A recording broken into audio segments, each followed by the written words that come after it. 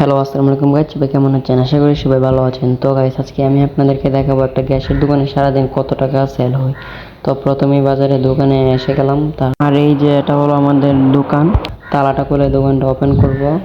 তো আমি তালাটা খুলছি, খোলার পরে দোকানটা ওপেন করলাম। আর এটাই হলো আমাদের দোকানে, যে এখানে অসংখ্য গ্যাসের বোতল আছে। আর এটা খুললে এখানে আমি বসবো, এটা আমাদের গ্যাস। তো দোকানটা খোলার মাত্র একজন কাস্টমার আসলো, তার কাছে এই বোতলটা 1450 টাকায় সেল দিলাম। তারপর সাদীপকে পাঠালাম নাস্তা আনার জন্য। সাদীপ চলে গেল নাস্তা আনার জন্য, আর আমি একা একা দোকানে বসে রয়েছি। তো কোনো কাস্টমার আসছে না, এই কারণে আমি একা একা বসে আছি। তো একটু অপেক্ষা করতে না করতে সাদীপে নাস্তা নিয়ে এসে গেল। এই যে আমাদের নাস্তা হলো 4টা রুটি আর ডাল আর হালুয়া। তো দেখতে দেখতে আরেকজন কাস্টমার আসলো, তো তার সাথে দামাদামি করে বোতলটা সেল দিলাম। আর এই বোতলটা 1420 টাকায় সেল দিলাম। আর আমরা এখন নাস্তা করছি, তো ভিডিওটা একটু টেনে দিলাম। আমরা দুইজনের সকালবেলা নাস্তা মাত্র 60 টাকা হলেই চলে। নাস্তা শেষ করে দোকানে বসে রইলাম কাস্টমারের অপেক্ষায়। তো অনেকক্ষণ বসে থাকার পরে কিছু ভালো লাগলো না, তাই একটু মোবাইলটা একটু টিপলাম। তারপরে অনেকক্ষণ বসে থাকার পরে একজন কাস্টমার আসলো, 10 কেজি কোয়েল সেল দিলাম। তারপর টাকাটা গনে ক্যাশে তুলে দিলাম। আর এটা হলো আমার মামার দোকান। আর দোকানে যদি মামা না থাকে তাহলে আমি থাকি। মামা যদি কোনো জায়গায় যায় আমাকে দিয়ে যায় দোকানে বসার জন্য। আমরা দুইজনে এখানে একটু মজা করলাম। আপনি যদি পেজে নতুন হয়ে থাকেন তাহলে পেজটি ফলো করে আমাদের পাশে থাকেন। আর অনেকক্ষণ বসে থাকার পরে একজন কাস্টমার আসলো, তার কাছে দাম দর করে বোতলটা সেল দিলাম। আর এই বোতলটা 1450 টাকায় সেল দিলাম। তো তার কাছ থেকে টাকাটা নিয়ে নিলাম। তো টাকাটা ভালো করে গুনে তুলে দিলাম ক্যাশে। তো মামা এসে বলল এক জায়গা থেকে আম পেড়ে আনতে। তো আমরাও গাড়ি করে রওনা হয়ে গেলাম আম পাড়ার জন্য। তো আমাদের এখান থেকে বেশি একটা দূরে না, মাত্র 5-6 মিনিট লাগবে। আমরা গাড়ি করে যাচ্ছি।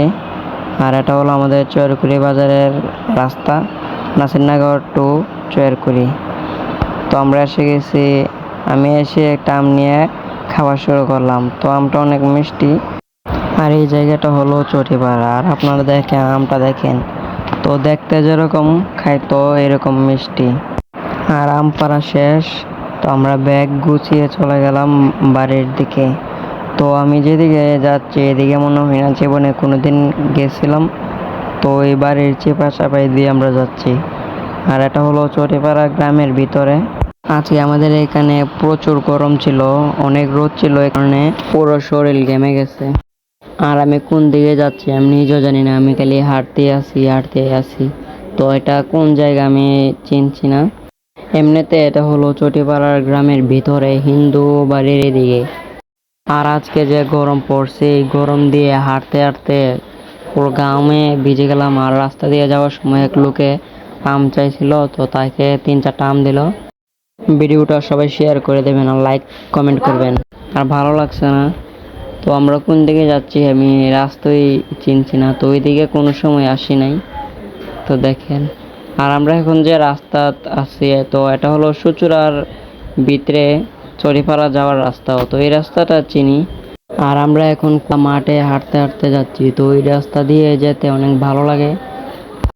আর একটু সামনে আমাদের চরকিরি বাজার। তো দেখতে দেখতে আমাদের চরকিরি বাজারে এসে গেলাম।